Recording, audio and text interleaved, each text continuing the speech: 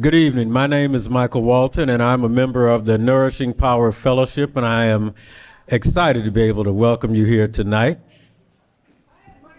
Hey. So, I don't have a clicker, so is somebody... There is a clicker up there. Somebody told me somebody else is going to do this, but this is even better.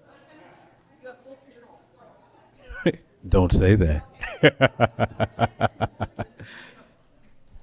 10 whole minutes, because on the thing it said 6, but I can make it work, because we got to get to Mr. Rogers in that same time. Mr. Rogers. So, I am a member of the Nourishing Power Advisory Council. I've been an urban farmer since 2008, and I am an advocate for everything that Nourishing Power does. And I'm supposed to explain why I'm proud to be a Nourishing Power Advisory Council member, but there's a slide that does that better, so I'm going to skip through. Our vision: to root and grow a local food system that promotes freedom, hope, and dignity in food traditions, resulting in holistic health for Black, Latino, Latina, Latinx, Asian, and indigenous communities. And when we talk about what the food system is, it's all these things that are listed here. Not working. It's like I'm playing tag with a laser. But growing food, distributing food, selling, sharing, preparing, eating. And the reason why I'm really excited to be a part of Nourishing Power is because we are a community action research project. And I just want to stop with those words first, because I am excited to be a part of something that blends research and action, because so often research doesn't result in anything for the people that are directly involved, or it's years away after the research has been read and validated and all the rest of that. But we're actually focusing on implementation as we are doing the research. So we are a community action research project testing ways to bridge community power with organizational power to spark and expand food justice initiatives led by the community. And the reason that we're here today is because our fellows are graduating, and we've got numerous projects that we want you to continue to connect to throughout the evening so you can find out what they're doing. And Mr. Margolius, we haven't met, but part of the reason that I got involved in urban agriculture is to reduce and eliminate race and place-based health inequities. And so I know that you're engaged in that also. So nice to put eyes on you.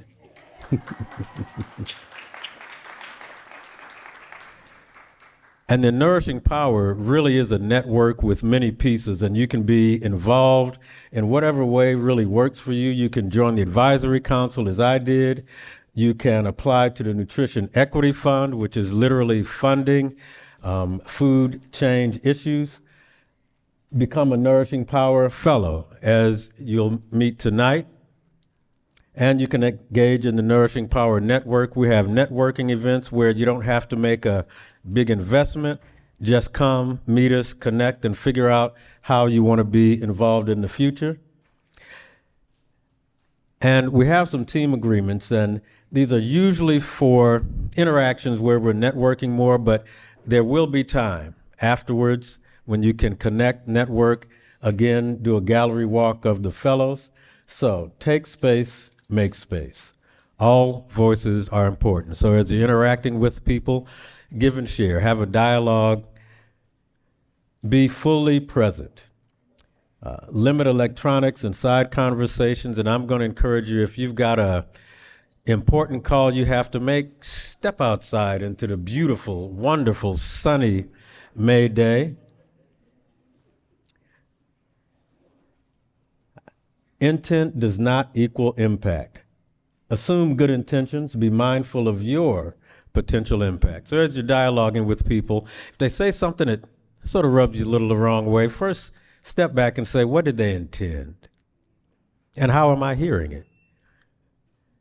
Take the lessons, leave the names. If someone shares something sensitive or confidential, Avoid using their name or organization when sharing lessons with people outside of this event. So you can talk about what you learned, what you heard, what you might do based on it, but don't mention their names. And then finally, have fun. Meet someone new. Try something different. This is a great place to do both of those. The food was wonderful, and that was just the opening. So take it away, Mr. Rogers.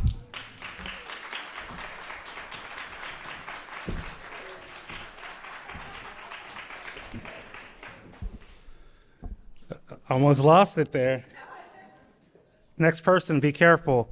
Good evening, everyone. My name is Julian Rogers, and I am honored to be invited here tonight to give brief words of welcome on behalf of Case Western Reserve University.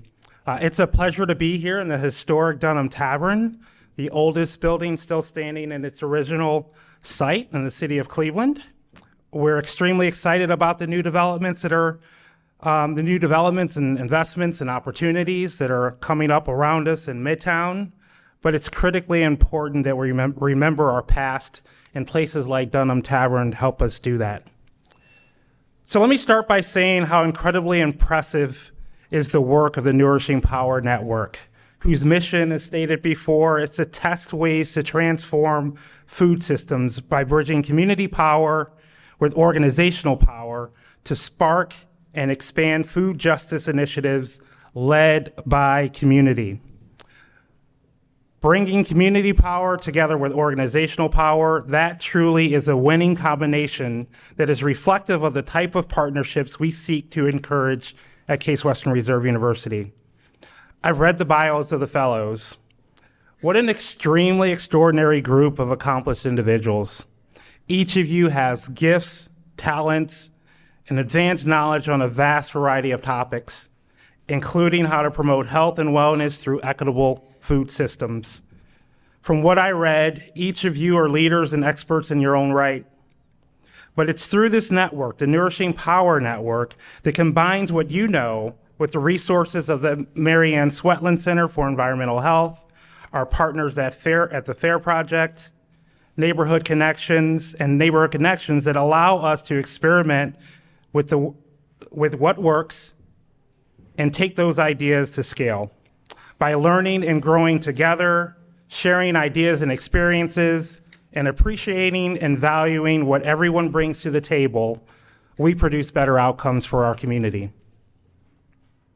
This approach to partnering with the community is consistent with our strategic plan, Think Big, and is one of the top priorities of our president, Eric Kaler. He's pushing us to identify more opportunities where we can work in partnership with the community and community-based organizations to collectively recognize problems and create solutions. These relationships are mutually beneficial. In addition to the Nourishing Power Fellowship, the university has recently launched a few other noteworthy initiatives designed to enhance our engagement with the community. I'll highlight very briefly just three. So we also have recently created a neighborhood advisory council at Case Western Reserve. It's a council of 20 members, 12 of which are community residents. They advise our university leadership on all things that have to do with our connections to the community. We've recently consolidated several of our K-12 programs under one umbrella. They were previously in different places throughout the university. So now we've been able to bring them all together and basically take advantage of each other as a resource. And we did this to provide better services to the schools, the parents, and to provide more opportunities for participating students. And then lastly, we're in the process of redeveloping an old historic house that we have on Wade Park, and we're turning it into a community engagement center. So we're very excited about that work. But these are just a few examples of how we're looking to be better neighbors and support the community. But tonight is about the fellows. And to you, I'd like to say congratulations and a job well done.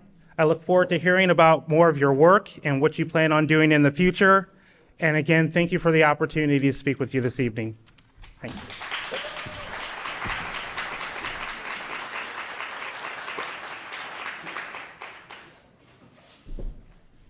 I bet I should press this, huh? Let's see. Oh, yeah. Great. Well, thank you so much for having me tonight. I'm honored to be among you. You are all celebrities to me, so I'm just grateful to be here. So my name is Dave Margulies. I'm the Director of Public Health for the City of Cleveland. Thank you, Mr. Walton, for the introduction earlier.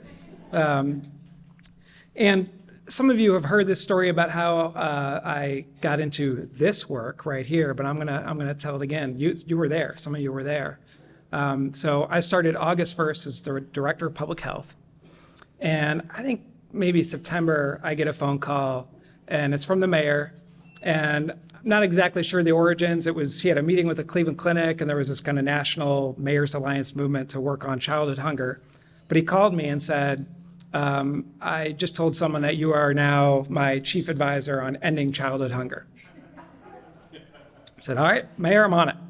And a few weeks later, I had a meeting with some of you in this room. I know Morgan was there. I know Trey Williams was there. Where's Trey? Trey was there, Jennifer Lumpkin, Angela Sales, a few other folks who were in this room. And I said, all right, guys, can you help me end childhood hunger? What's the best, most organic way to do that? And they said, this is true. They said, Dr. Dave, that is not the issue in the city of Cleveland. The kids are hungry, but if we're just trying to solve hunger, that's what the food banks do. What we need you to do, and what we need you to get the mayor to do, is to champion food justice and ending food apartheid. So I called him up right after the meeting. Yes, that is you. That is what you said to me. So I called him up after the meeting and I said, Mayor, we got this all wrong. We got to end food apartheid, food justice, food sovereignty. That's what we got to do. Don't say food desert. And he said, okay. He said, okay, I love that. Go with that. That's what we're going to do. And so when it came time to write out our 2023 priorities for the administration, and we have this internal document, I put ending food apartheid, and the mayor approved it as one of our priorities for the administration. So every month it's this, internal spreadsheet, and we go through, and people have on there, and I have other priorities on there too, just a few others. But hire a land bank managers under community development. That's a priority. Get the X project done, Y project done, and I get to mine, and it's ending food apartheid, and I have to put a little update to write if we've ended it or not. So we haven't ended it yet. But it's still on there every month, reminding me that we haven't ended it yet, reminding the mayor, and this is important work to us. So as a result, and this is just one small thing, well, I'm going to name two small things. One small thing is we are hiring a local food system strategies coordinator for the city of Cleveland under public health. That individual, thank you. Someone from this group sent me that job description, so thank you. And so that individual is going to be the liaison between the city of Cleveland, all of the city of Cleveland departments, and you to make your work easier to help put the resource behind the city of Cleveland. So that's the work. Not going to be easy, but that's the work. And we think an incredible person has accepted an offer, and they just got to get through the background check. We'll be able to announce that. So that's one small thing. And then the second small thing is, I know words are just words, and you want actions, but words do matter. And as a result of your work, and then Sarah asking a question at the State of the City, the mayor says ending food apartheid, right? He said it in the State of the City. So that's credit to you, credit to this group. And that's just words, and will be followed by actions, but that's the work. And so I just want to end with gratitude. Much of my work is focused on the negative: lead poisoning, fentanyl, homicides, right? Traffic fatalities, smoking, all of that kind of stuff that are killing Clevelanders. But you are the positive, you are the solution. Food justice is the solution, ending food apartheid is the solution. So congratulations on your graduation today, and thank you so much.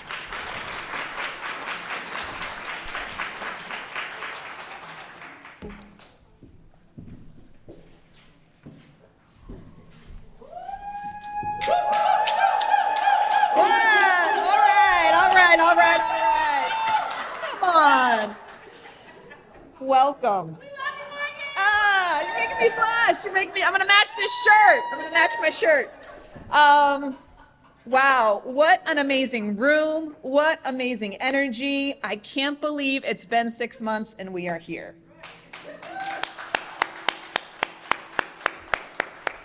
For those of you who don't know me, my name's Morgan Taggart. I'm the Director of FAIR, Food Access Raises Everyone, and thank you, Tom O'Brien. We are one of the lead partners for the Nourishing Power Fellowship. So we work hand in hand with the Sweatland Center, help develop this fellowship, shape it, facilitate the sessions, design the mentoring program in partnership with our advisory council members, of which Mike Walton is one. And you'll be hearing more from an advisory council member coming up shortly. But it's been an amazing experience. And so before we dig into hearing from our fellows themselves, I know I'm a loud talker, so I hope I'm okay with this mic. If I'm not, let me know.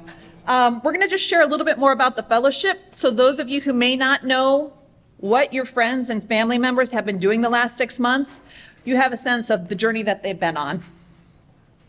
So our theme for this cohort was sparking and expanding food justice for children and families. So really, when we kind of revealed the application process, we were looking for community leaders that had ideas that they wanted to turn into action that would address food justice for children and families.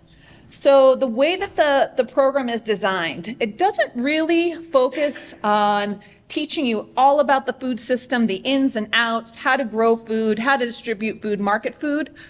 We take folks into our program that have an idea, that have lived experience, have seen things in their community, and have developed solutions that they want to take from the idea phase into the action phase. So we really help people on this journey to grow their vision for food justice.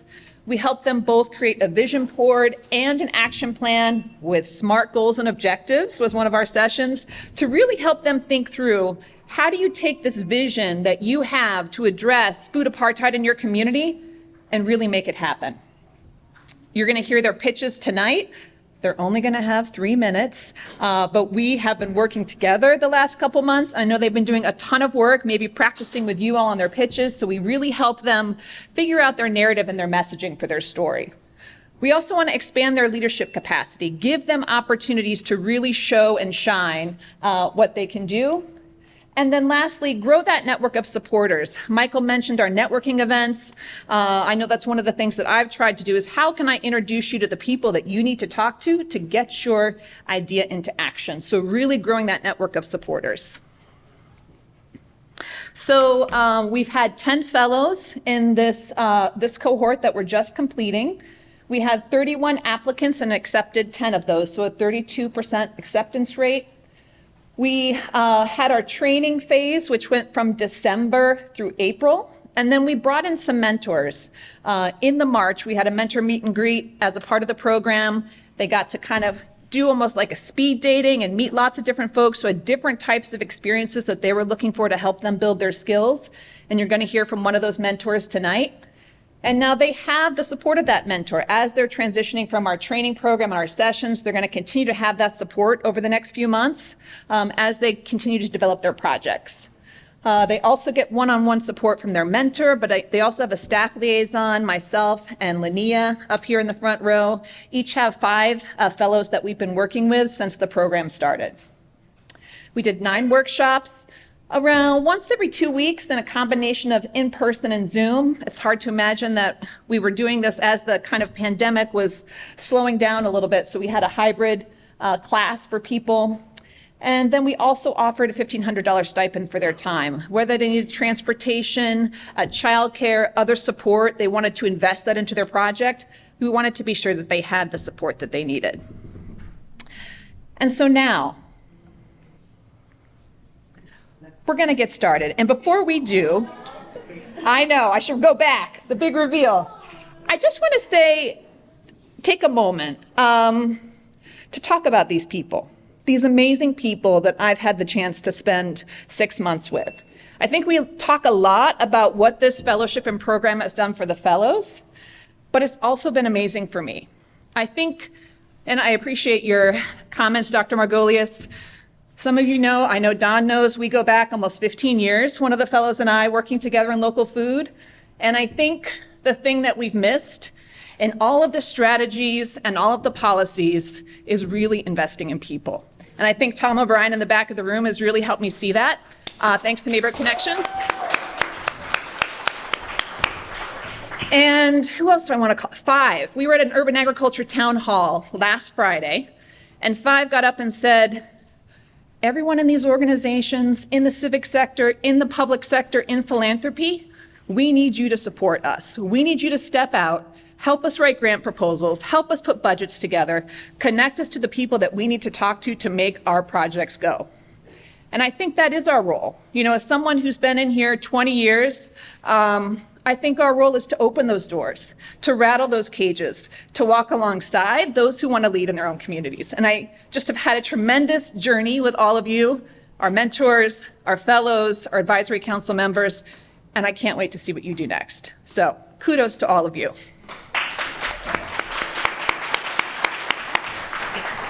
And so up first, Mr. Don Gaddis, please come to the stage.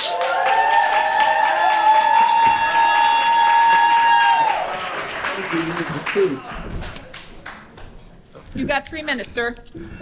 My nickname for her is The Truth. This handsome guy over here was born in the city of Cleveland. He was born in poverty, like many other kids, and he came to appreciate a lot of the supplemental programs that the city had to offer. He got a chance to see the Cleveland Orchestra. He went to summer camp, but by far the thing that benefited him most was the summer lunch programs and school lunch programs. He lived in several communities that at the time were considered food deserts or communities divested of even the most basic options for nutritional foods. And some 20 or so years later, while attempting to obtain his business degree, he and other students were challenged to create a business on paper that would benefit the community around the school, the central community. He and his team won the challenge by creating a food co-op that would connect the residents to the resources. This would be the first time that he would understand what a food desert was or be acquainted with any of those terms, or it was the first time also that he experienced the power behind a network, networks like Entrepreneurs for Sustainability or Local Food Cleveland. It was also an extraordinary opportunity to give back to the city for all of the things that they gave him when he was a kid and when he was very poor. My name is Don Gaddis. My project is, am I supposed to click this? Oh, I'm sorry. My name is Don Gaddis. My project is North Star CLE. It is a website hub and a resource directory in one. And it is a resource directory for the entire city of Cleveland and not just one community. Most business owners and organizations agree that a network is one of the most beneficial tools to use and forward their purposes.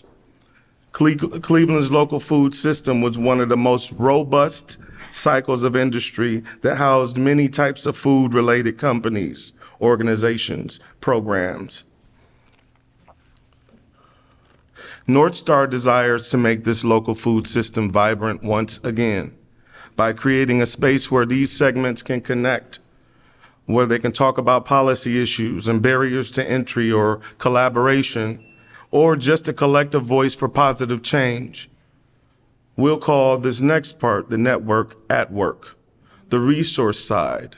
The resource side is where a homeless person can log on and find out where the nearest soup kitchen is, where the nearest pantry is, or a family can find out where the closest grocery or farmer's market is, or even in Beechwood, a senior on a tight budget can find out where the nearest Meals on Wheels is.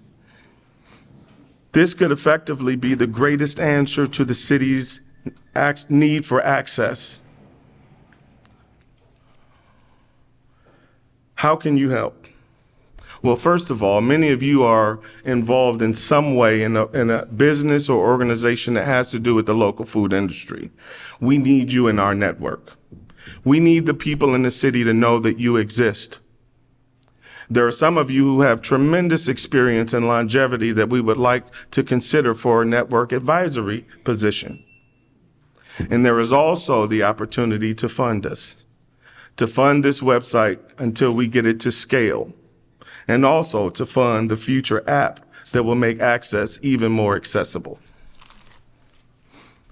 This project is like a balloon with infinite capacity, and my lungs alone aren't able to blow it up, and it's going to take the collective effort of all of us to blow it up so that it can lift us out of the situation that we're in. In case you didn't know, that handsome guy right there that we had on the screen, that's me. Still handsome. And my sole purpose here is to finally answer the question so that it never has to be asked again, where can I find a meal? Thank you.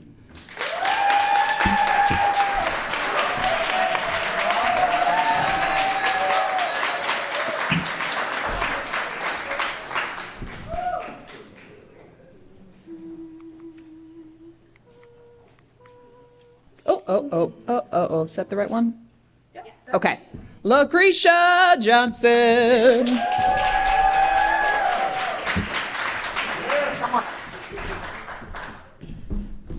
So, I just have a couple questions for you guys. Have you ever answered yes to, we were worried whether our food would run out before we got money to buy more, or the food we bought just didn't last and we didn't have money to get more? Or have you or a loved one been diagnosed with prediabetes, diabetes, hypertension, heart disease, and had no idea where to start to improve your health? Well, unfortunately, this experience is very common in Cleveland. 1 in 7 people are food insecure, meaning they don't know where their next meal is going to come from. And over 1/3 of Clevelanders work at least part-time and are still below the poverty level. And out of that, about 5,000 adults are working full-time and below that poverty level as well. So diabetes, hypertension, high blood pressure, they're all prevalent in Cleveland. And in Cuyahoga County alone, our heart disease death rates are even bigger than the national average. So, our high poverty rates increase our food insecurity, then our food insecurity increases our limited access to food, and then increases chronic diseases. And what does that all mean? It means that Cleveland and Cuyahoga County are in desperate need of a solution, and one that's not hospital-based, because we have to understand, we have some of the best hospitals in the country, yet Cleveland is still struggling greatly. So my name is Lucretia Johnson. I'm a registered dietitian. I'm a 3rd-generation Clevelander. I'm a former recipient of SNAP, as well as a caseworker, a researcher in a previous life. And I know the ins and outs of government assistance, food access, and eating healthy to prevent chronic disease, as well as manage chronic diseases. And my solution is Cleveland Community Nutrition. And Cleveland Community Nutrition will help those who are food insecure, who need access to healthy, quality food, nutrition education, and how to access food assistance in Cleveland. And how we're different from other kind of pantries is we want to be a choice food pharmacy. So you're going to have basically a nutrition prescription. You're going to have access to doing community cooking classes, getting nutrition counseling, getting assistance with resources to help you become your healthiest self. And my hope is in the next 6 to 12 months that I'll be growing a team to establish that food pharmacy to help with people getting access to those great foods, reducing their risk of chronic diseases, and expanding their palates, as well as securing funding. Having a food pharmacy is not something that is free. And one of the biggest things that I've seen as a community outreach dietitian is we have people who are food insecure, but then they're not 200% under the poverty level. Even if you're $1,000, $2,000 over that level, you can't afford to feed your family. You are still food insecure, but you can't access any of the pantries, not just in the city. This is nationwide. This is a federal thing. And we need more food pharmacies and pantries that people can access who are food insecure but not meeting that level. And in order to do that, we need funding. You can't get that without it. We need general funding that is not from the USDA and not from food pantries. We definitely want the things from, Greater Cleveland Food Bank and other places, but we need something that's accessible for those people who are missing out. In 3 years, I hope Cleveland Community Nutrition is that resource where people come for all things nutrition, that they're met with compassion and dignity, because, being food insecure is hard enough, but then have to go to a place that you're not treated with kindness and respect and getting choices of the things that are best for you. That's the biggest thing. When people get to choose, that makes such a difference in their lives. And then coming to cooking classes, the reality is many people don't know how to cook healthy meals for themselves. So we want to teach them that and do it in a fun way where everyone can be hands-on, from the littlest baby to the older adult. So how can you help? Advising on different business models for the food pharmacy. So we're trying to figure out, okay, what are we going to be an LLC? Are we going to be a nonprofit? Can we collaborate with for 501c3 status? Offering space. We need a place for cooking classes, nutrition education, donating ingredients or tools, as well as donating resources like recording events or editing events, and just sharing information about Cleveland community nutrition. Because in order to heal the community, we need the community. We can't do it by ourselves. We want to collaborate with everyone because that's the only way we're really going to solve this issue. And thank you.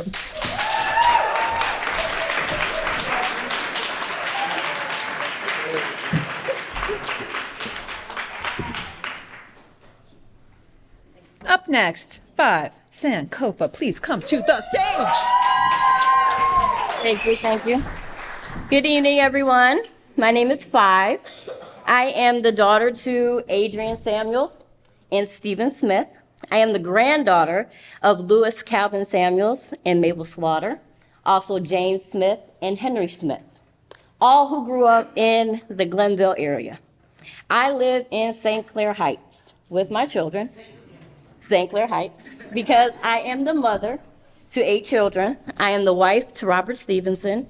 My children, August, Hunter, Mackenzie, Samia, Ashe, Irie, Prince, Zuzu, and I'm the grandmother to one who is Zoe. My vision, thank you. My vision includes the ABCs, but I'm going to start with the S today, actually, which is sustainability, which you are looking at. My grandparents grew up in the Glenville area. I am at the beginning of the unofficial Opportunity Corridor, as I live in Bracknell, which due to redlining means I live in Cleveland. So I raised my children there. So sustainability is what I look like, what I am the product of, what I'm the daughter of, what I'm the granddaughter of, and what I'm the mother to. So in my sustainability, we teach the ABCs. I'll start with the C. C is chickenomics. So I raise chickens where I live. I don't know if I'm supposed to move this. Okay, no. So I teach chickenomics. I teach that as a curriculum, but I teach it at home with my children because we raise chickens. What it is we go through a 20-day cycle of hatching an egg all the way, starting with the egg and hatching it all the way to birth, right? So in that process, 21 days, you can change a habit. You can change a mindset. You can change a lifestyle. So I learned in all of this time and doing this work is that we always talked about what are the solutions, and nobody was doing the solution, which was actually growing your food, teaching your children at home, birthing your children at home. So through my chickenomics, I teach how to raise chickens. I also teach you about sustainability. I also teach you how to acquire, which is A, land. So a lot of people are struggling with how to acquire land from the land bank, what you have to go through, what laws do you have to know. So I am there to help in those small sessions about chickens to teach you how to acquire land. Also in those small sessions, I'll go to the B, is birthing. I am a traditional indigenous midwife. That means I birth children at home because we live in the city of Cleveland, where I learned 8 years ago we had a high infant mortality rate, where my people's children were dying at an alarming rate. And what I found is if we take care of ourselves, we homeschool our children, we educate our mothers, then that rate goes down. It is not a city rate, it's not a state rate, it is a rate for our community. It is a call to action for me. So, which brings me to my other C, which is cultivation. I'm here to cultivate the land. I'm here to cultivate minds. I'm here to cultivate my children. I'm here to cultivate myself. So, with my vision, I would like to teach everyone who wants to know about raising chickens, how to live a sustainable life, how to birth your own babies at home, how to take your children out of the school system. That is what I do. Long term, what I would like my vision to be is a 100-acre farm that is within my family, where I can help other women come to my farm and birth children, learn how to raise their food, and learn how to be a community with each other. So if you would like to connect with me, you can offer time equity, but I do offer a 5 with 5 for 5. So that means you get 5 minutes of my time for only $5. You can ask me anything. We can talk about anything. Anything after 10 minutes is $2 a minute. You had to put in the, the fine print. But I like to have the conversations, and that they don't always happen in large rooms. A lot of times they happen one-on-one. So if you would like a 5 with 5, please come see my poster, take my information, and we can talk. Thank you.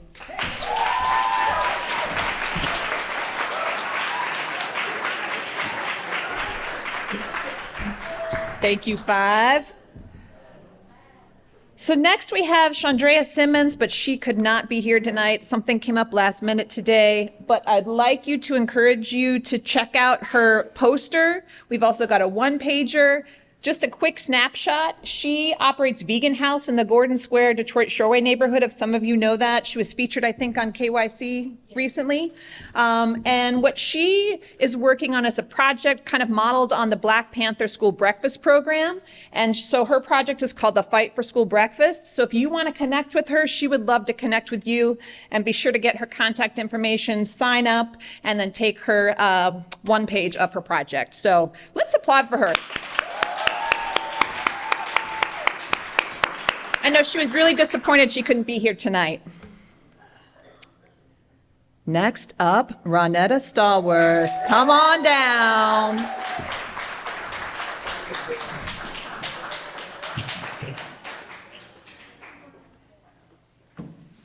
Okay, you guys. I'm sorry. I didn't memorize my speech, so I will be reading it. Imagine your child begging you, "Mommy, I want a cheeseburger," and continuing to ask you throughout the day. Eventually, you will give in and buy that child what they want. I'm not sure what this process is called, but this process is what I'm using to get families to buy into healthy eating. Usually, when I try to have this conversation with people about healthy eating, they don't really want to hear it. Like the people that's in my neighborhood, that's not a priority for them. So where I come from, vegetables and healthy eating is barely thought of or not at all. Not because we don't want to be healthier, but because we may lack the knowledge and the know-how to successfully change our eating habits. My project is dedicated to kids so that they can learn how to eat healthier, and the importance of healthy foods and to successfully manage their mental health. I want kids to be able to think about eating healthy without thinking about, the pressures of life and the things that they're going through. So in that capacity, I want to help people with the kids with their mental health, ultimately helping families with their children to be able to eat healthier as well, and the children to come to them and teach them, like, this is what I want and I want you to get it for me, because usually that's how kids are. You won't listen to me, but you will listen to your children though. So my project will be dedicated to kids so that they can learn how to eat healthier and know the importance of eating healthy and successfully manage their mental health. This project will support them by providing hands-on meals. This will also provide children with creative ways to support their mental health, such as poetry, singing, art, and meditation. We will provide children with materials needed also, so some to take home so they can recreate these dishes. And at the end of the 8 free classes, the project will give each children a ticket to Fun and Stuff of completion of the project. And if anyone wants to support my project, please contact me by email, make a donation to my PayPal, Also, I didn't put this up here, but it's pretty, I think you guys can remember it. You could cash at me. If you love me, cash me. That's the Cash App. And you can also support my project by donating such things as fresh produce or cooking utensils. And that's the end. Oh, wait a minute. And my name's Ronetta. I'm sorry I didn't say that. My name's Ronetta.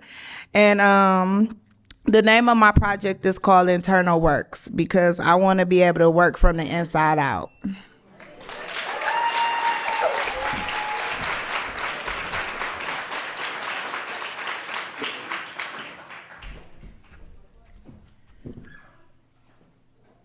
All right. Up next, Selena Awesome Vicario.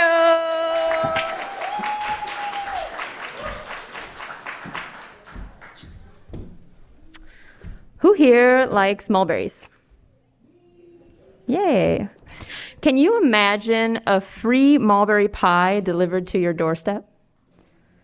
Imagine that free pie delivered with a recipe card and nutrition information, along with information about the indigenous uses of invasive and native mulberries. Just dropped off at your door by your neighbor for free. My name is Selena Awesome Vicario. My pronouns are she or they, and it is my dream to save the world through friendship and fun. I grew up on the near west side of Cleveland, going on nature and plant ID walks with my community elders, having a deep appreciation for the companionship between humanity and nature, and an insatiable sense of wonder. Today, I don't see these activities or this sense of wonder regarding learning about food or nutrition sciences, or I don't see children eating dandelions or wild carrot. And most nutrition science information is either inaccessible or replaced by pseudoscientific marketing. So I started to do what I could to help, to change that.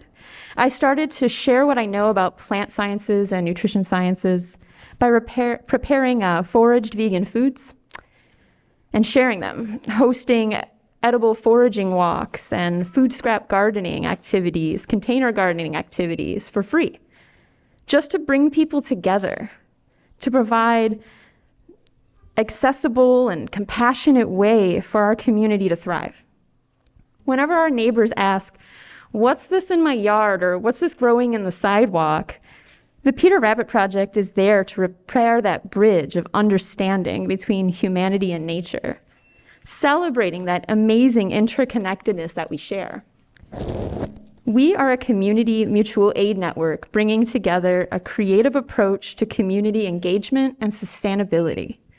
Through ethnobotanical, that's indigenous knowledge supporting, indigenous wisdom supporting initiatives that facilitate community self-sufficiency and interconnectedness with our ecosystem. Our neighbors donate their unused flora, and we facilitate the harvest or eradication in the case of invasive species, delivery, recipe, and nutrition information to the community.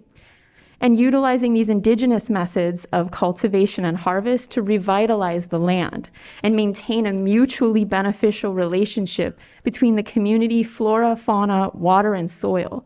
We avoid harsh chemicals and destructive farming techniques that way.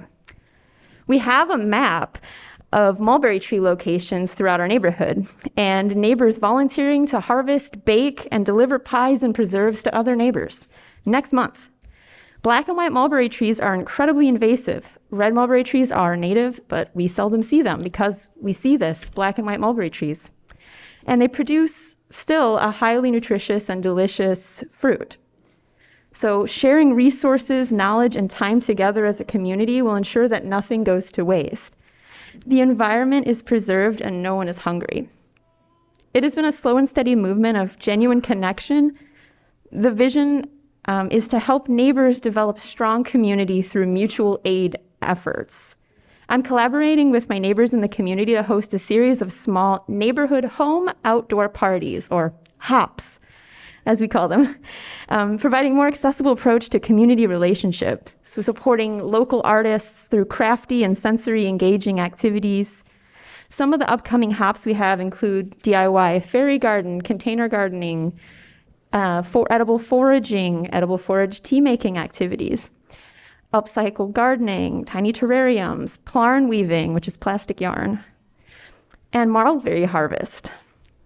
Many other activities as well. And we've collaborated with Good Earth Farm Stand, Uplift Garden Walk, Ohio City Inc., and many other community groups.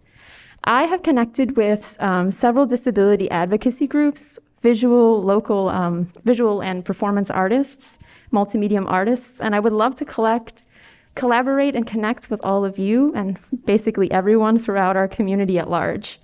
We are currently seeking web and digital platform building and accessibility integration support, funding, arts and craft supplies, and other supplies donations. For example, we have a fairy garden activity this weekend. We can always use more soil. We had pots donated. We could use little trinkets and beads and stones and little figurines to decorate those.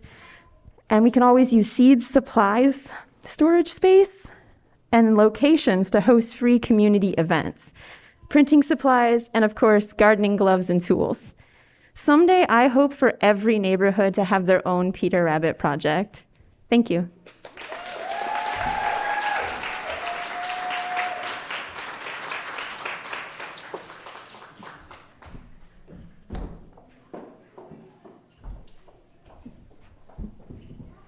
Are you ready, Miss Carol White? Yes!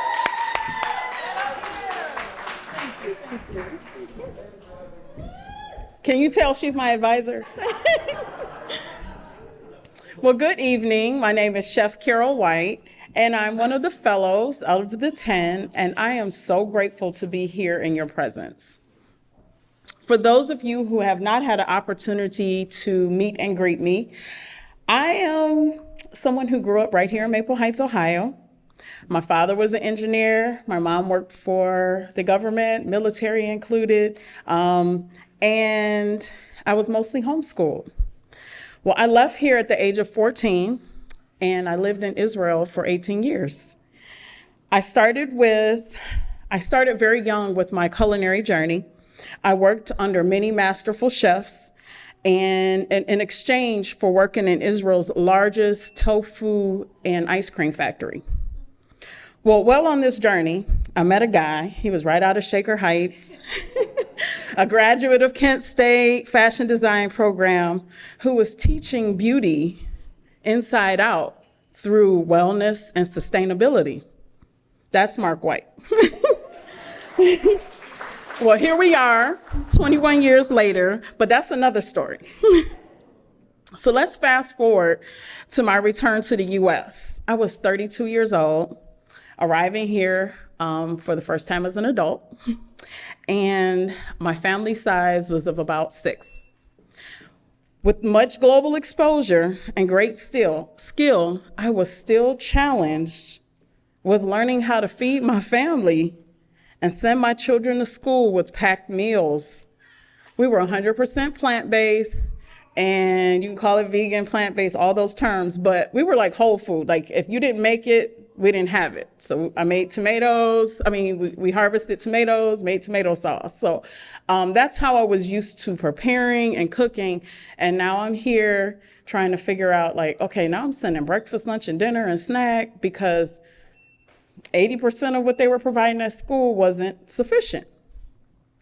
Yet, this was my hometown.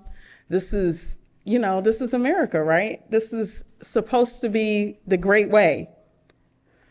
But we were forced to depend on, at that time, government assistance.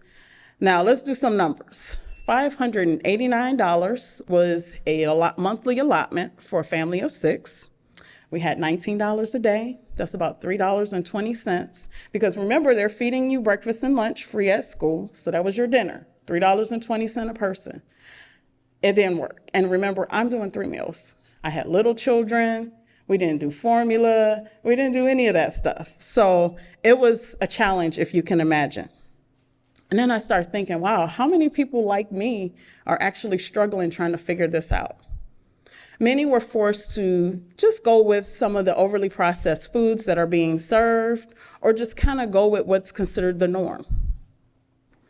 It was my year in Savannah, Georgia that really planted some seeds. I worked at America's Second Harvest Culinary Kitchen, and we worked side by side a food bank, and there was a team of us that were privileged to feed the children within schools 3 meals a day, because they also realized that if your children stayed in aftercare, they were at school till a lot of times 6 or later, right? So those children had to get breakfast, lunch, and dinner, hot meals, because they found that many children were going home, their parents are getting off work, and they were tired, and they may not have even got a bowl of cereal that night. So the program provided those 3 hot meals. This planted a seed, and it made me think, like, wow, how essential it was for children to get nutrition. Now, the rest of us need to eat too, but, you know, we are looking at the children, right? So I had never really seen what food insecurity looked like. I had never really known what a food desert was. I had not even faced making financial decisions that could have a negative impact on my health. Now, we know that healthy eating habits have been linked to better mental health, which is essential for learning and academic success, while refined sugars and diets high in processed foods have a negative impact on our cognitive function. Now, why wouldn't we serve the best to our babies, our seniors, our children, our loved ones? So Shine Bright is a food justice initiative that represents an enterprise and eventually a nonprofit. Shine Bright's name represents a sense of positivity, hope, and empowerment, highlighting the organization's commitment to addressing the systemic inequalities and injustices that exist in the food system overall. We're building a team of advocates that represent multiple perspectives. This advocacy team dedicated to creating a more equitable and sustainable food system, and one that's promoting positive change in community through education and action. Shine Bright is developing a curriculum and a list of services that organizations and facilities can use to improve the quality of ready-to-eat meals that are served. Now, this would include your senior facilities, your daycares. Within regulation, they still need help. So they would be able to decide either they want to use our service or they need to train their staff and have a curriculum that shows them how maybe they can make breaded chicken nuggets or do different things so that they're not using overly processed foods. Maybe they got to go back to the old school, like cooking in the kitchen, making the food. Might work a little better that way, right? And we'll also bring in our local farmers and merge a lot of organizations that are already doing this work. By fall of 2024, we plan to have 20 facilities using our curriculum or services. We'll be collecting data and developing a system that is scalable. Because I believe a plan should be sustainable, I've started out with a product, which is my granola over here. You can buy a purple bag for $5. It's 8 ounces of granola. You can also donate any amount and you would get a gold bag. So we have a website. You can purchase the product, and this is so that we can pay out and give stipends to advocates and volunteers who help and assist. This would also keep our business structure going. So we want to come up with a model that is fully self-sustaining, but right now we're going to need a little help, whether it's grant funding or donations. We're looking to raise $35,000 to $50,000.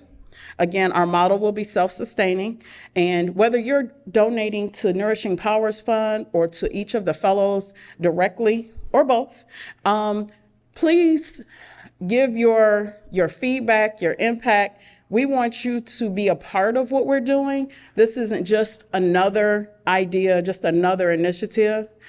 These seeds were planted. This is like a passion fueled by my family's personal experience, but I've also seen so many others who need the same help. They don't always know where to start, and they don't always have the resources. So it's you that can help us all make that impact of change. So Shine Bright is here to serve delicious and nutritious food for a better world, one meal at a time.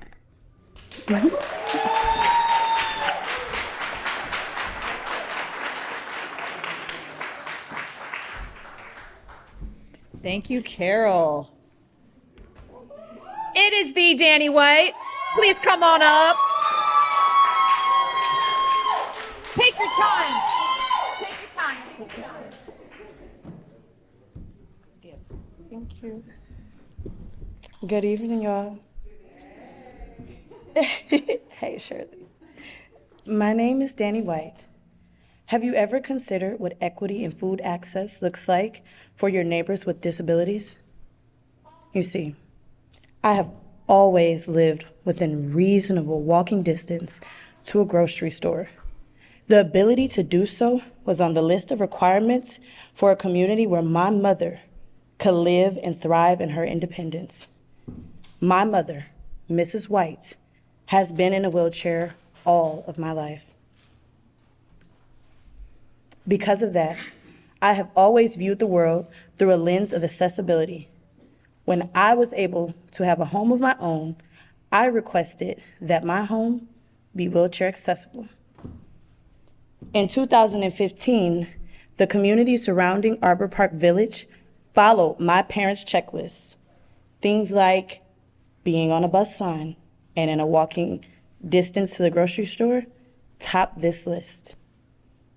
In 2019, my walk to the store went from 5 minutes to 30 minutes.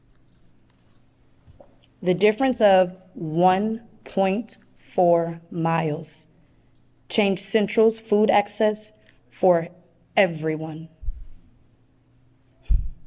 From this, I thought, this community is no longer a place my mother can live and exercise her independence. Does this mean that all Central residents with disabilities would also have difficulty accessing what they need? Fast forwarding to 2022, we find that the Central community is still without a grocery store. While working at the East 39th Community Garden last year, I had the opportunity to work with students from East Tech that had varying levels of abilities and disabilities. In observation of them, I learned that they may not have the resources to leave high school and support them in living a reasonably self-sufficient life. For just a moment, close your eyes. I'm checking all eyes too, all of them. I see them all. All right. Imagine how your life would change if your community's grocery store closed. What can you and your neighbors access? What has become inaccessible? What would you do to be the change? Opening your eyes. Oh, thank God. My vision for food justice helps Central residents who have been excluded from economic and educational opportunities due to their abilities or history, who need better access to sustainable work and quality food by creating a vocational community farm and focusing on employing, educating, and feeding the surrounding communities. Neighbors Community Farm can aid in wellness in Central by supporting the creation of a health campus that utilizes and promotes the eclectic, unlimited abilities of this community to further wholesome growth by creating therapeutic and rehabilitating opportunities that nourish, empower, and inspire the residents of Central and their future generations. A few moments ago, when you closed your eyes and imagined a change, did it look like what I proposed to you? If so, I have always wanted to have a neighbor just like you. To bring this vision into Central, I need support in land acquisition, consultation on the starting operations of a farm, guidance and advocacy for people with disabilities, and volunteers to grow this mustard seed vision into fruitful works. Won't you be my neighbor?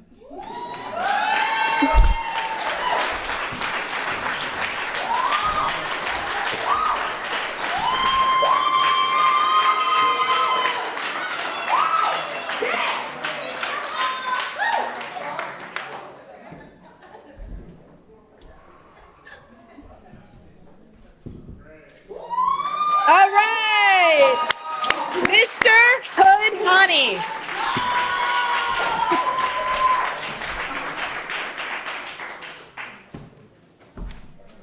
My name tag fell off. Hey everybody, peace. So I'm Trey. So I want to say shout out to my mom, dad, and grandma for coming today. Because a lot of the skills that I use for Hood Honey, I got from them at various parts of my life. So thank y'all so much. Really couldn't do it without y'all, especially mom and dad. But so I'm Trey, founder of Hood Honey, and we heard of LeBron James, right? I'm sure we have, but you know, out of all the stuff he did, one of the things I remember was this thing he said, and it was to keep the main thing the main thing. And he was like, yeah, I heard that from Pat Riley. So I was like, oh yeah, Pat Riley said that. But then it turned out some guy named Stephen, there we go. I was getting there. Stephen Covey said it, and he had a book called The 7 Habits of Highly Effective People. So I don't know the other habits, but this one really stuck out to me. So Hood Honey though, our main thing is bees, which is obvious. I mean, it's Hood Honey, like we do honey, we do bees. I started off in 2021 on the corner of 129th and Benham. And that's a stop sign that everybody blows, but I put some bees there, dressed up in a bee suit, and people stopped. So that is not usually recognized as education. You don't get any money for stopping people at a stop sign, but that is education. People were stopping and saying, what are you doing? You're doing honeybees in the hood? Like you're making honey? Like that's what you're doing? This is how you make honey? So people didn't know this, but that was kind of how we started. And we started, you know, the next year to go into schools and educate at schools and educate where we were at and invite groups to our farm. And my farm is at my grandmother's house where it used to be in Mount Pleasant. But yeah, that's the thing. I'm the bee dude. I'm the honey dude. But like, really in my eyes, I believe I'm more of a mad scientist. Because like I see the disadvantages of my hood. So my hood is Mount Pleasant and it's vacant lots, it's crime. You know what I'm saying? It's ignorance, low education, you know what I'm saying? Lack of fresh food, right? But that's an advantage to me and my bees. You know, like one thing, vacant lots and the fact that people are ignorant. People don't want to cut their grass. So that means I get a lot more flowers. People don't want to use pesticides. They don't care how the grass looks. That means I have clean, fresh honey. So if you have anybody who says, man, honey, like, man, this is some of the best honey I got. I'm like, because it comes from the hood. It's the best place. So with that being said, I'm taking all those advantages and trying to create this agricultural paradise in my hood. You know, so our future is in between the houses on those vacant lots. And we want to build a farm between 116th, Kinsman and Union. And we want to build high tunnels to extend our season. We want to build up the soil. You know, a disadvantage, we have dirty soil, but we coming in and we want to do soil remediation, which can turn into compost, which can make a lot of money. We educate, we bring the fresh food. This is what we do now. We educate and we bring fresh food to local daycares. So I work with a lot of local daycares. You see right there in that picture where we're teaching them about bees. We're not just teaching them like, hey, this is fresh food. We're showing them like, this is where you can get your fresh food right here. And you can't really see it in that picture, but it's not just honey in there. There's dandelions in there, which is also fresh food. People don't know that. So this is our point of being here. But the big vision I want to get you guys on is the agricultural paradise in Mount Pleasant. I ran across something called a produce auction, which there are 12 in Ohio. I want to bring the 13th or 14th, depending on who you ask, to Mount Pleasant. So like Danny said, close your eyes, but you don't have to. But imagine you're a gardener and you got 20 pounds of tomatoes and you come to this produce auction and you got some of the best restaurateurs in the city bidding over your vegetables. And you can take that money and bring it back to your community. But that's in Mount Pleasant. We've all been to the West Side Market. It's a very unique experience. Imagine coming to a produce auction in Mount Pleasant. Very unique experience. Let me get this open back up. So with that being said, I want to come back to the main thing. And the main thing is bees. And the reason I chose bees is because they are like this gateway into urban ag. You know, because, you know, we're talking about processed foods, right? Honey is, to my knowledge, the only food, fresh food, that can stand up to a Snickers bar in sweetness. And it's way healthier. So that's the gateway right there. It's like, we're gonna get these kids to like honey, which they already do. And then we can go into other things, because honey, man, just do whatever, put it on anything. It's the best. But with that being said, let me get back to that point, because we have a twofold plan, and I'm gonna go into my ask. But the first plan is to create this agricultural paradise in Mount Pleasant, taking up those vacant lots, bringing a produce auction there, and putting a farm in between 116th, Kinsman, and Union. That would do so much. Just come talk to me after. But the second part of the plan is to take our hood honeybees and take them on the road and hit up all these urban centers around Ohio, so that we can teach other people how to make their own agricultural paradise. Because we're trying to get fresh food there, right? Well, I can't do it all. People gonna have to grow for themselves. So here's my ask though. So like when I started this company, I took out $3,000 out of my 401k or something like that. You know what I'm saying? Because I knew, like, if I couldn't figure out what to do with this money now, then I'm not gonna need it when I'm 50. So this worked, because I'm standing right here, and I worked these last 3 years to get to this point, to bring this message to people like, hey, you know, I have an idea to help solve a food apartheid, you know, so this is the thing we're gonna need. So I'm gonna need about $150,000. So if anybody got that, let me know.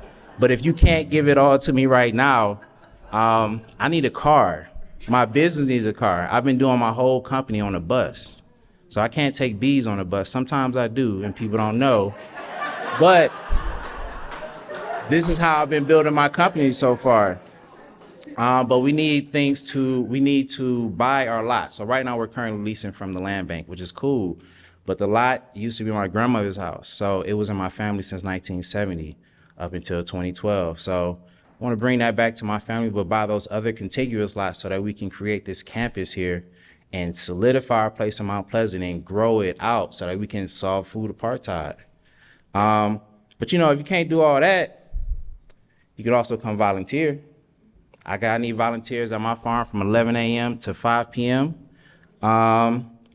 And we also, just throw this out here, I have 150 people waiting list for hives, for beehives, okay? So it's just me, so I need people to come help, come donate, come volunteer, so I can teach people how to have their own beehives, teach people how to make their own food, so that we don't have these problems with our food systems being stressed out. And also, follow me on Instagram, HoodHoney216. But I'm Trey, I appreciate y'all time, and I'll see y'all after.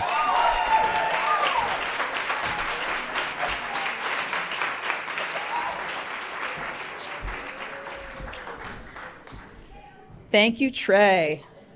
Oh, and there are all your produce auctions. There will be one more coming to Mount Pleasant in the next 12 to 24 months. Okay. And last but not least, Miss Jayla Pittman.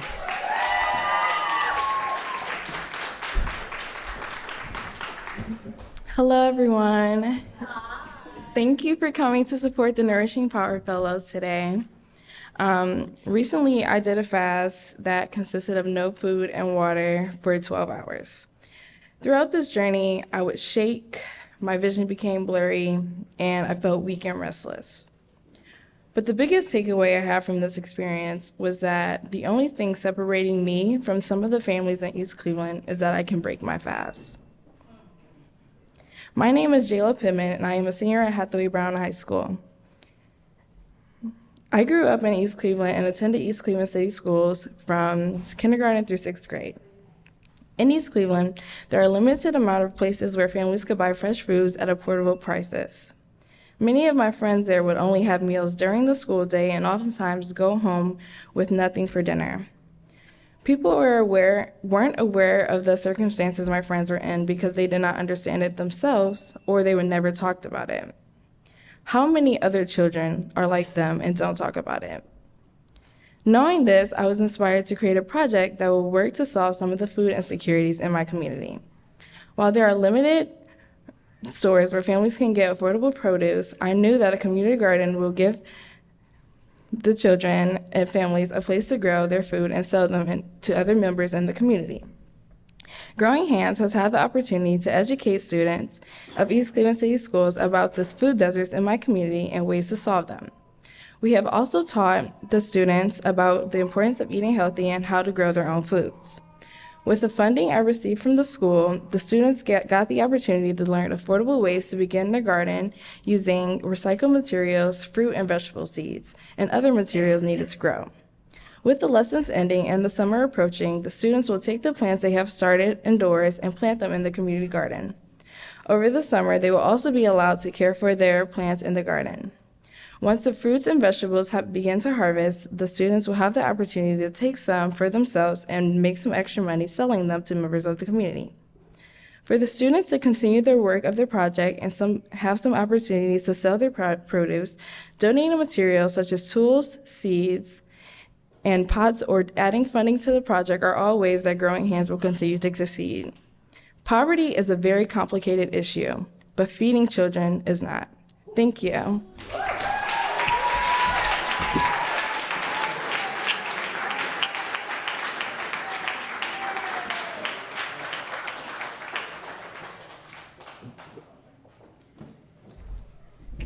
Good evening, everyone. My name is Linnea Webb. I'm the coordinator of the Nourishing Power Fellowship, and I work at the Swetland Center for Environmental Health at Case Western. So a core component of the fellowship is mentorship. And Morgan had mentioned this earlier. Back in February, we had this meet and greet dinner where the fellows were introduced to a group of potential mentors. And these are all people who have hands-on experience working collaboratively to realize food justice. So we did our best to match the fellows with the mentor of their choice, someone who we felt was a good match and could help them get their project going. And these mentors are helping the fellows develop their ideas and vision to spark and expand food justice for children and families in Greater Cleveland. They're also helping the fellows build a network of connections and resources that will continue to serve and support them after this fellowship ends. So as Morgan had mentioned earlier, they started meeting with them in March, and they'll continue to meet with them through the end of July. So I would like to take a moment to recognize the mentors of this year's cohort of the Nourishing Power Fellowship. So mentors, please wave or stand as I call your name. Amanda McCoy. She had to step out early, but. Angelina Bell. Donna Stovall. Julie Johnson. Marilyn Burns. Michael Walton, Sarah Continenza, Shirley Bell, Tila Patterson, and Veronica Walton. So we're very grateful to each of you for volunteering your time to support these emerging leaders. And if anyone else here is interested in becoming a mentor for the next fellowship, which would start, I believe, in November, December, you can see the people at the back table, the registration table. We have a sign-up sheet, so you can let us know if you're interested in that in the future. So is Julie still here? Julie Johnson? Yes. Okay. So I'm going to pass the mic to you so you can share about your experience as a mentor.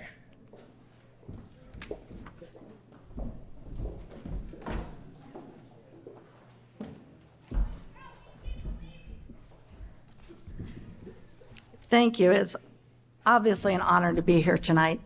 These are 3 minutes of the most boring thing you'll ever hear tonight, because after we've heard all of these amazing fellows, you leave me at the tail end to try to follow up and act like that. So, and I also didn't stand up because I figured I'd be up here 3 minutes with you guys glaring at me, so I didn't need to stand up being acknowledged. But good evening, my name is Julie Johnson. I'm the CEO of Hunger Network. And I'm not here tonight about Hunger Network, but I do want you to know a minute about Hunger Network. So Hunger Network is a grassroots consortium of 79 hunger centers and hot meal sites throughout the greater Cleveland area. We turned 50 years old this year. So that's some exciting stuff. And then we also have a food rescue program. And so if you'd like to learn more about either one of those, I'd be glad to talk to you at any point. So I had a lot of thoughts about what I was going to talk about when I got up here this evening. And one of the things I wanted to share is that I've just returned from Washington, D.C., from the National Anti-Hunger Policy Conference. It was put on by Feeding America, and it was put on by FRAC. And I apologize, I should know what FRAC's acronym means, but I don't, because we call it FRAC in this line of work. So we'll have to look that all up on the internet. Thank God for Google. Anyway, I went there, and this is supposed to be the brightest and the most advanced folks presenting about what we're doing to solve the hunger crisis across the country and in the nation internationally. And some of the presentations were really, really good, but I'm going to make an ask in the beginning of this session, and I'm going to make an ask at the end of my presentation. My ask in the beginning is each one of you fellows need to fill out a speaker application for this National Anti-Hunger Policy Conference in Washington, D.C. next year, because not many of the subjects that were presented even touched or glazed upon some of the great work that you guys are doing here. But I will say the most interesting one that I went to was called, and you have to give me a minute because I have to think about how to pronounce this. I even have it spelled phonetically on my page up here. Oh, I don't even know if I can do this. Kujichagulia? Kujichagulia, is that correct? Anyone in the room who can say that? Kujichagulia. Kujichagulia. Okay, great. And that, their presentation was called Uprooting the Bondage of Slavery, Redlining, and Systemic Racism. And I immediately thought about this group here. And from my understanding from the presentation, self-determination is what Kujichagulia means. And it's explained as to define ourselves, name ourselves, create for ourselves, and speak for ourselves. And that is what all of you are doing right here in Cleveland. Now, the lady who presented, one of the ladies on the panel, who I find I'm fascinated with, is the Gullah Geechee population, and there aren't many of them left on the island of origin, but a lot of them are still along the coastline there. They are now calling it members who came over from the Ivory Coast. And she had a really catchy little name, and I can't remember what it was, but she said something that really challenged me but resonated with me. So I wanted to plant that seed this evening with you. I run around talking about how the charitable food system is broken. You hear me say that probably all the time. But one of the ladies on the panel actually had, it wasn't a correction to me, but a correction to all of us who go around saying this. She says that the food system is actually doing exactly what it was designed to do. And so she talked about the history of her people and how all of the farmlands and everything had been taken away from folks who had the lived experience of being sharecroppers, and then the land was just taken away and really left people unprepared to deal with life. They're not self-sustainable anymore. And I started really thinking about that because I run an organization that's part of the charitable food system here in Cleveland. And so how are we designing our organization to get back to the roots of where we started, that we took away, and now we need to come back in full circle? So I love to hear what everyone's doing here. But I've also been asked to talk a little bit about our mentoring experience. And it's been a short time that the best mentee, Lucretia Johnson, and I have shared. We call ourselves Johnson and Johnson. I think there might be a copy mark or a trademark or something like that on there. But at any rate, we've had a great time, including Lucretia coming to our full choice food pantry called Midtown Market on Euclid at 46th Street. And it was really interesting. So Lucretia had gone through and she was helping customers and watching me and doing all this stuff because we developed a plan that for our mentorship, 80% of what we did was going to be a learning experience, an experiential thing. 20% of it was going to be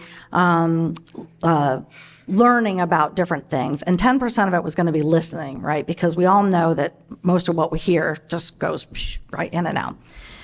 But I listened to some of the things that she said, and she really gave some interesting perspectives going through Midtown Market. She's like, oh yeah, I like that. That goes along with what I do. That goes along with that. That isn't so good.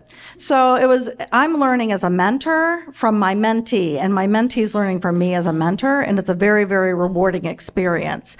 The other major learning experience that we had that I have to give huge shout out to Lucretia about is that we decided we were going down to do some advocacy work at the state capitol. And so we went down and we talked with, 4 or 5 senators probably, and one of the members of the House of Representatives, which if none of you have ever done, I highly encourage you to do that. Lucretia was the star of the show. We were there from all organizations. You know, the food bank was there. I was there. There were some other organizations. I can't recall that I should know who were there. Friendly Inn was there. I'm trying to think of some of the other ones. And all the senators and representatives wanted to hear from was Lucretia. And in fact, everybody in the room was like, talk to Lucretia. Lucretia, say what you do. Lucretia, Lucretia, Lucretia. And she just went blah, blah, blah, blah, blah, and on and on and on, just like a pro. This was her very first time. And so I just wanted to thank everybody here and congratulate everybody here. Thank you for the experience. I'll definitely be a mentor again if I'm welcome and accepted in the process. And my ask at the end, because I started with an ask of the mentees, now I'm going to ask that we need more mentors coming up for this next cohort. So please, please, please consider being a mentor. You will gain much more than you will give. And so congratulations to everybody. You've done a fabulous job.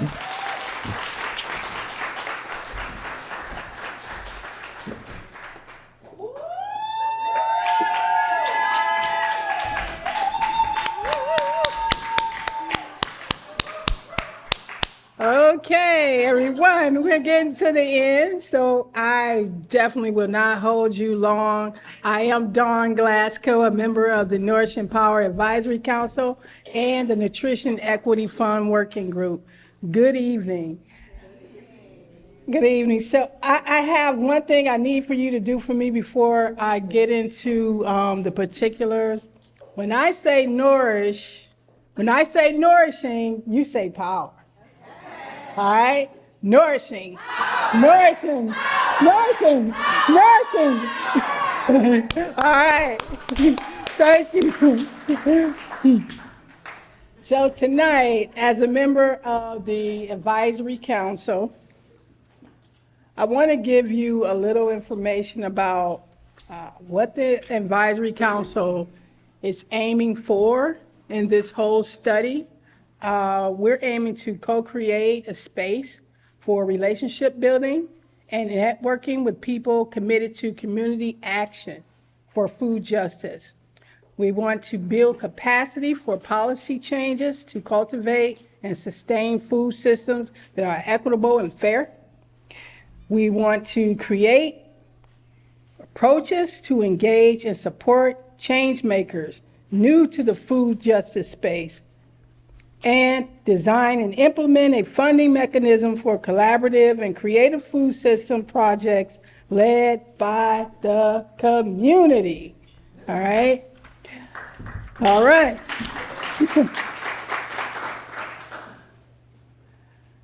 Okay. So I want to talk a little bit about the Nutrition Equity Fund. We spent a period of time conducting a number of Nutrition Equity Fund modeling workshops. Have any of you had a chance to participate in any of those workshops? All right, let me clap for you.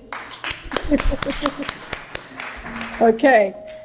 And throughout the process of fundraising, we had an opportunity to raise $150,000. All right? Now, a little bit shy from what we really wanted.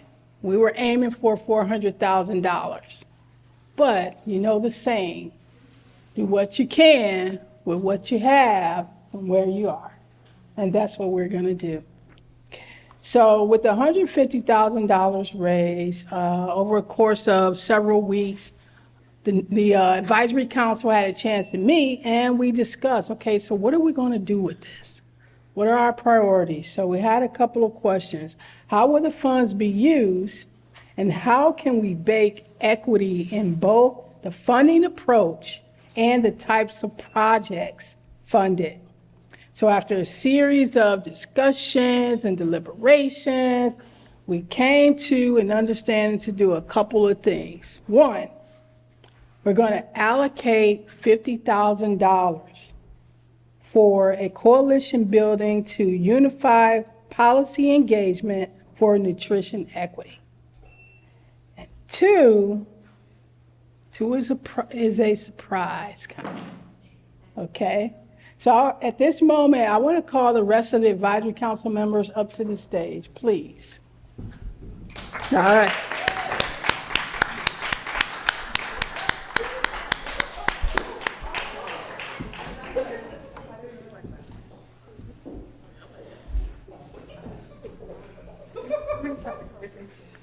So a total of $60,000 in all is going out. And for this year, 5,000 of those extra dollars are going towards doing something wonderful, right? And at this time, what I want to do is call the names of our fellows to come up for your Nutrition Equity Innovation Prize of $500 each. All right. You get the check. You get it. Yes. So, starting with this award of the Nutrition Equity Innovation Prize is being given to Trey Williams.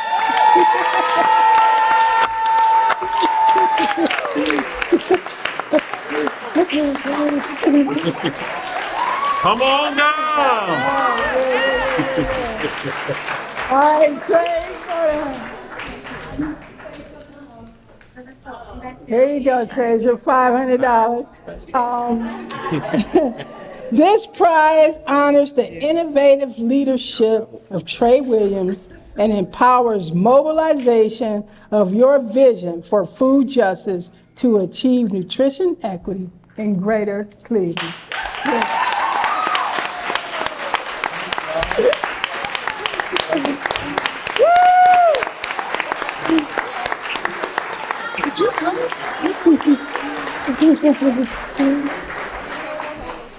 Yeah, thank you, Tila. All right, They don't tell us everything. the second award goes to Selena Vicario.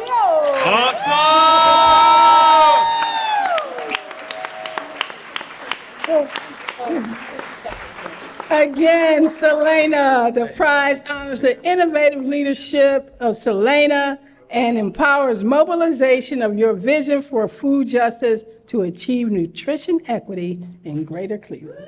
Thank you so much.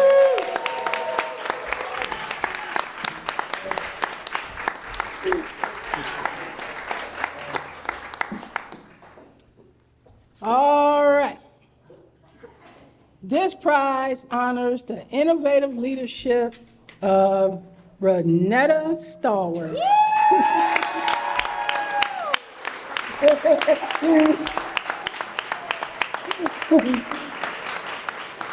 And empowers mobilization of your vision for food justice to achieve nutrition equity in Greater Cleveland.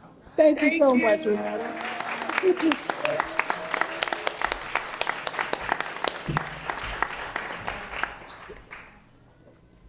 All right. Here we go again. Nutrition Equity Innovation Prize, awarded by the Nourishing Power Advisory Council to Lucretia Johnson.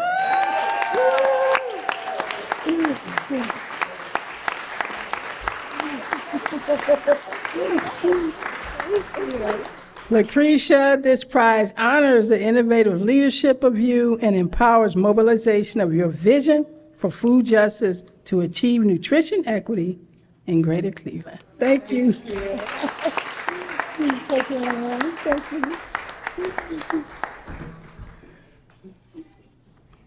All right.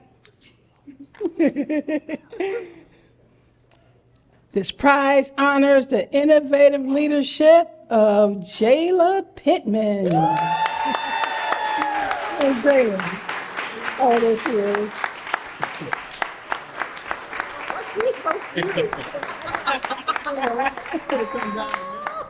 I should know this by heart now. But anyway, this prize honors the innovative leadership of Jayla Pittman and empowers mobilization of your vision for food justice to achieve nutrition equity in Greater Cleveland. Thank you.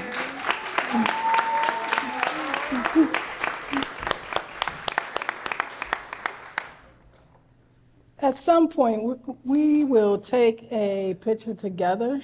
How about that? Okay. All right.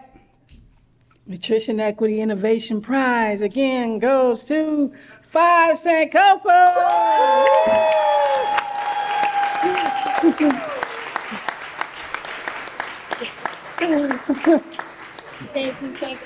Yes, this prize honors the innovative leadership of 5 Sankofa and empowers mobilization of your vision for food justice to achieve nutrition equity in Greater Cleveland. Thank you. Thank you. Thank y'all. Thank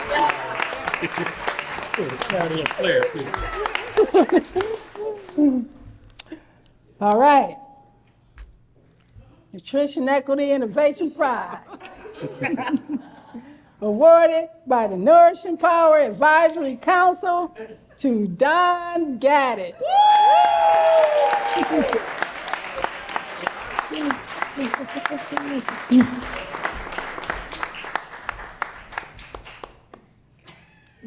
This prize honors the innovative leadership of Don Gaddis and empowers mobilization of your vision for food justice to achieve nutrition equity in Greater Cleveland. It's the picture. All right. Yeah. So you can put that next to the baby picture. All right, brother. All right. 2 more to go. Okay. Nutrition Equity Innovation. Come on, Morgan, you're making me laugh. Nutrition Equity Innovation Prize, awarded by the Nourishing Power Advisory Council to Danny White. Yeah,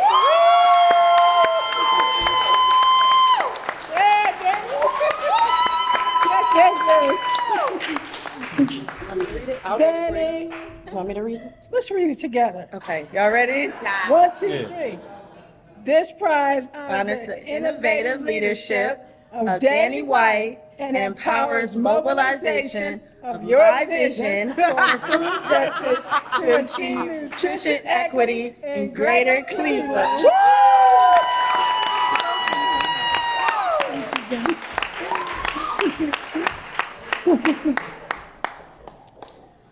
All right. Last but certainly not least, That's right. Nutrition Equity Innovation Prize. Who's it for? Awarded by the Nourishing Power Advisory Council to Carol White.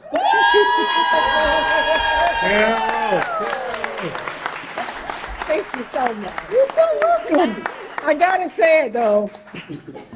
Nutrition Equity Innovation Prize awarded by the Advisory Council to Carol White. This prize honors the innovative leadership of Carol White and empowers mobilization of your vision for food justice to achieve nutrition equity in Greater Cleveland.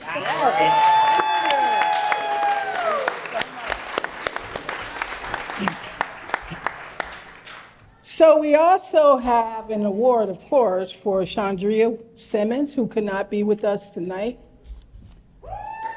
Yeah.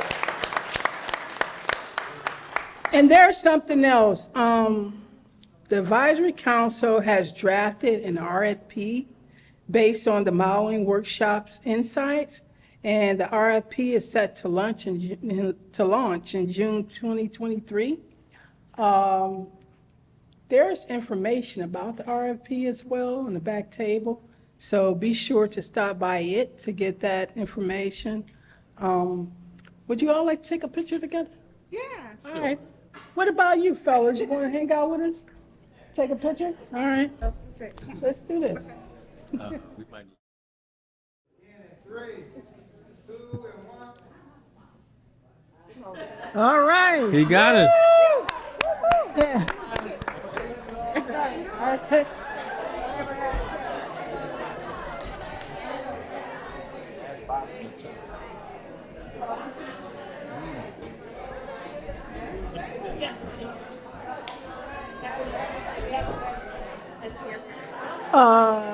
Darcy, you got final marks?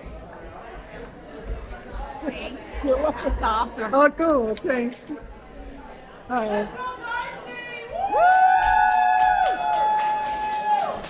Okay, if you are not inspired by what you've been experiencing, I don't know if you have a heart, but I don't really mean that, but I do mean that. I mean, this is seriously one of the most inspiring evenings, and I think what Julie shared, that we could compete with anyone in the nation with the 10 visions of these fellows. If you want to experience food justice in Cleveland, we know where to invest.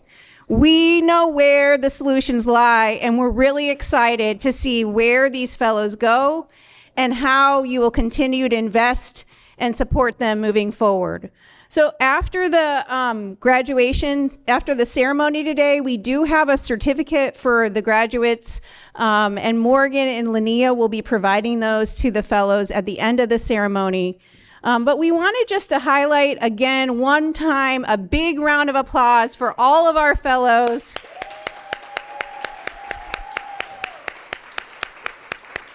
A round of applause for their families who are, some of them are here today. Some of them were not able to be here because they're taking care of other business so they could participate. I will say one of the treats of Zoom fellowship sessions is we got to see inside the homes of our fellows, and we got to meet and greet with their kids or their pets or their whatever, so their partners. So that was really fun, and I appreciate all of the support you've provided to the fellows to get them here today. We are also going to do a giveaway at the very end. We have a couple of featured products, but Linnea will bring that up at the end. So a few closing remarks.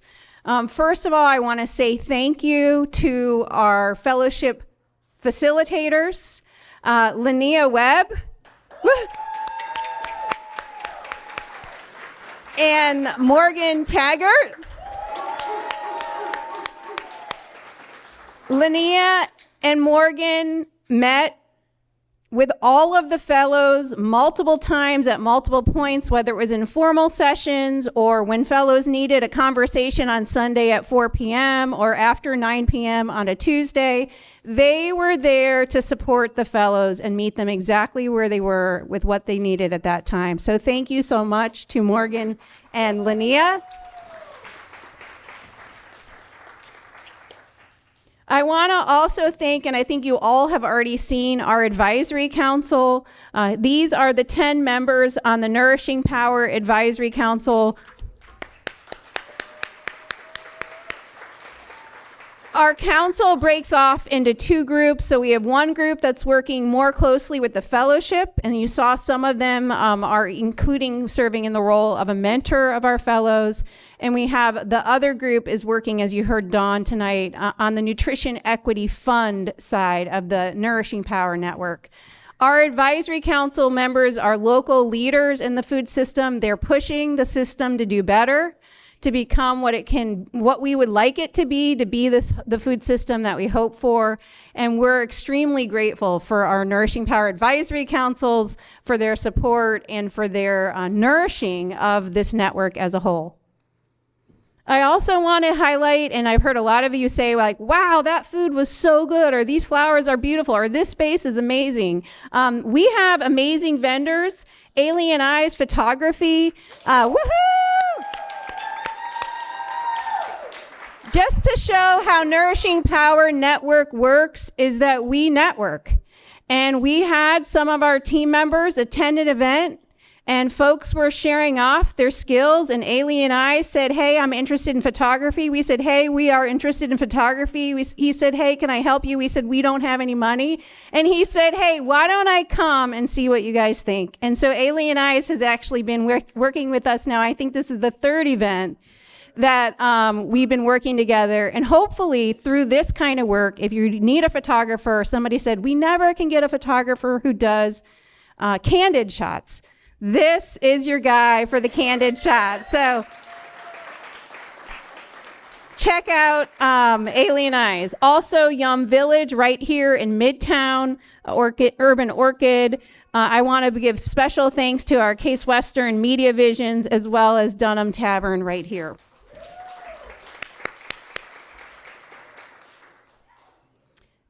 And in addition to that, you heard Michael say, why is he motivated? Because this is a community action research project.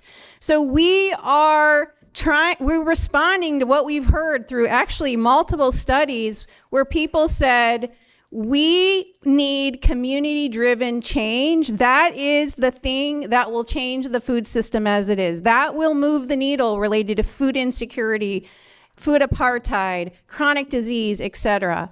And so we brainstorm, well, what would that look like? What would it mean to change the food system using a community-driven approach? And you see here today, you're seeing one part of that, or actually you're seeing multiple parts of it coming together with the fellowship, the fund, the advisory council.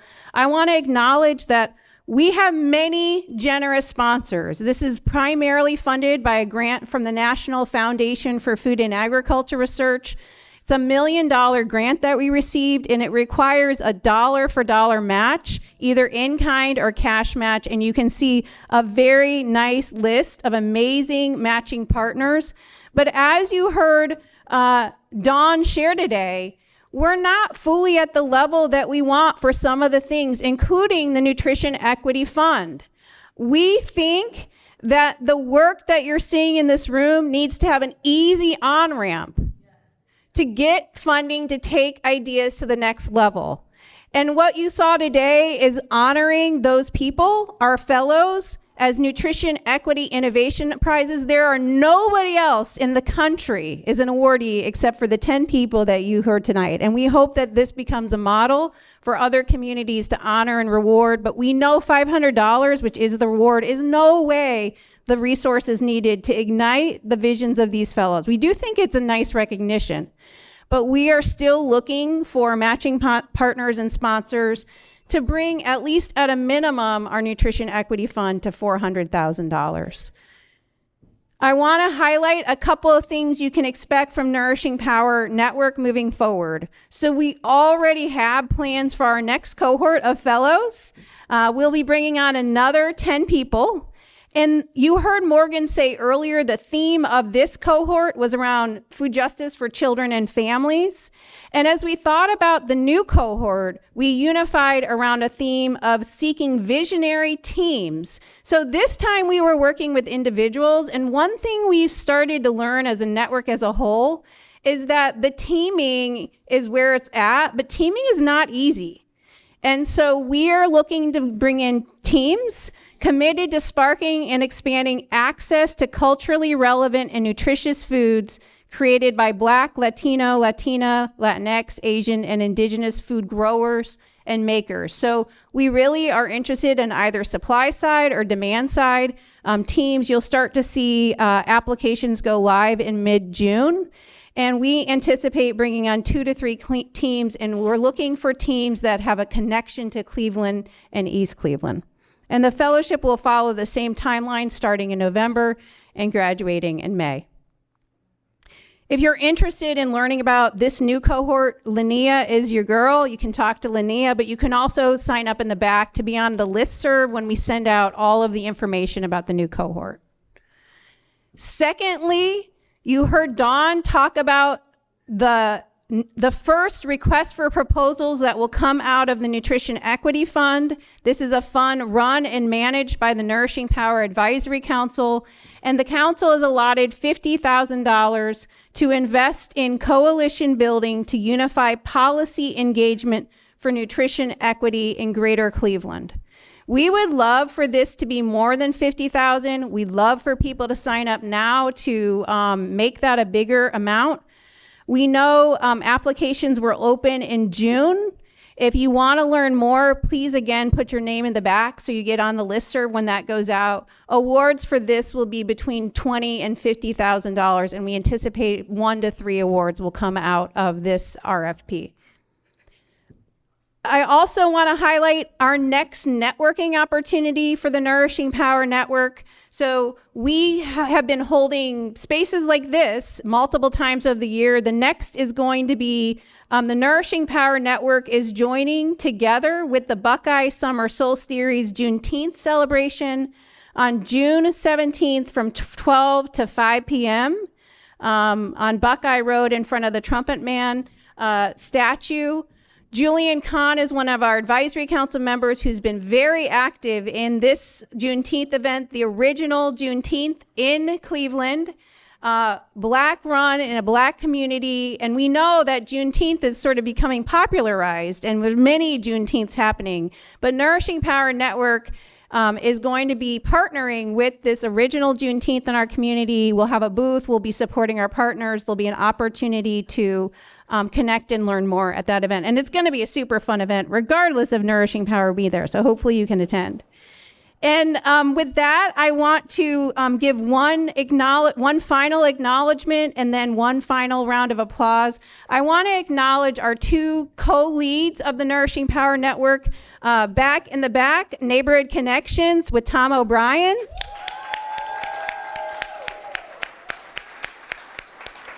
And fellows, you would not have the checks that you have tonight if it weren't for Tom O'Brien and his wizardry with Neighborhood Connections and getting checks fast to community members.